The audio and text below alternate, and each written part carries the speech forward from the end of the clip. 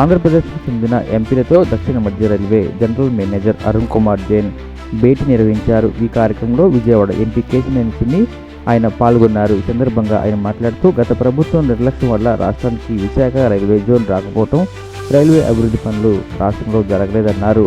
రాష్ట్రంలో పూర్తి చేయాల్సిన ఉన్న పనులు, రైల్వే అండర్ బ్రిడ్జీలు, ఆర్ఓబీలు, కొత్తగా రైల్వే లైన్లు, కొత్త రైల్వే అంశాలపై చర్చించడం జరిగిందని సందర్భంగా ఆయన పేర్కొన్నారు.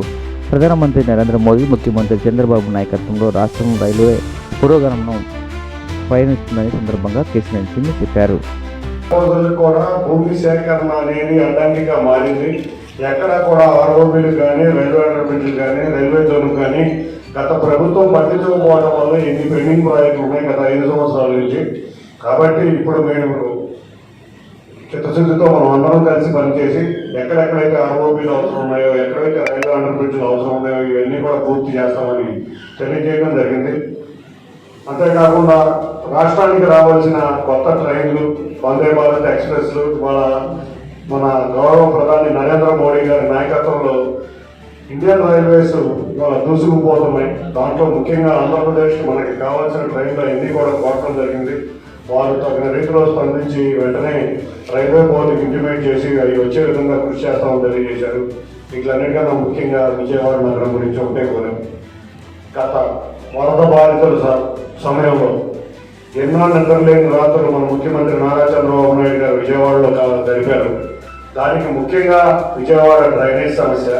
ఈ డ్రైనేజ్ సమస్య రైల్వేస్తో ముడిపడి ఉంది. మనం చూస్తే విజయవాడ పశ్చిమ నియోజకవర్గంలో ఉన్న 4 మెయిన్ రైళ్లు కూడా ఇవాళ రైల్వేతో ముడిపడి ఉన్న సమస్య. కాబట్టి రైల్వే అధికారులు, రెవెన్యూ అధికారులు, విజయవాడ నగరపాలక సంస్థ అధికారులు అందరూ కలిపి ఒక కమిటీ వేసి జాయింట్ ఇన్స్పెక్షన్ చేయాల్సిందిగా మేము గత వారం బ్యాక్ కూర్చున్నాం. అదే విషయాన్ని జీఎం గారి దృష్టికి తీసుకొస్తే తప్పకుండా జాయింట్ కమిటీ ఇమీడియట్గా యాక్షన్ తీసుకోవాలి. విజయవాడకి శాశ్వత పరిష్కారమైన డ్రైనేజ్ సమస్యను తీరే విధంగా కృషి చేస్తామని తెలియజేశారు. అంతేకాకుండా విజయవాడ నగరపాలక సంస్థకి, రైల్వేస్కి ఎన్నో సమస్యలు ఉన్నాయి, అవి కూడా పరిష్కరిస్తామన్నారు. గత ప్రభుత్వం చిత్తశుద్ధితో పనిచేస్తుంటే ఈ విజయవాడ నగరానికి వచ్చిన వరద కూడా వచ్చిండేది కాదు. అప్పుడే కనుక అధికారులను హెచ్చరించే డ్రైన్ క్లీనింగ్ కానీ ఇటువంటి ఎన్నో అన్నింటినీ పెట్టుంటే కానీ ఉండేది కాదు.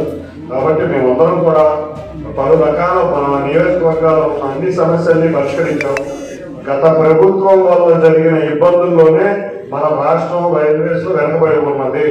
తప్పకుండా ఈ 5 సంవత్సరాల్లో రైల్వేస్ లో ఏమేమి కావాలో దగ్గరుండి మేమందరం పోరాడతాం. అందులో అదృష్టం మన కమిటీలో కూడా ఆంధ్ర రాష్ట్రానికి చెందిన వ్యక్తి వచ్చారు కాబట్టి వారి సహాయం కూడా తీసుకుని మేమందరం తప్పకుండా ఇక్కడ కావాల్సిన అన్ని సమస్యలకి పరిష్కారం కుదిరే విధంగా కృషి చేస్తామని తెలియజేస్తున్నాం.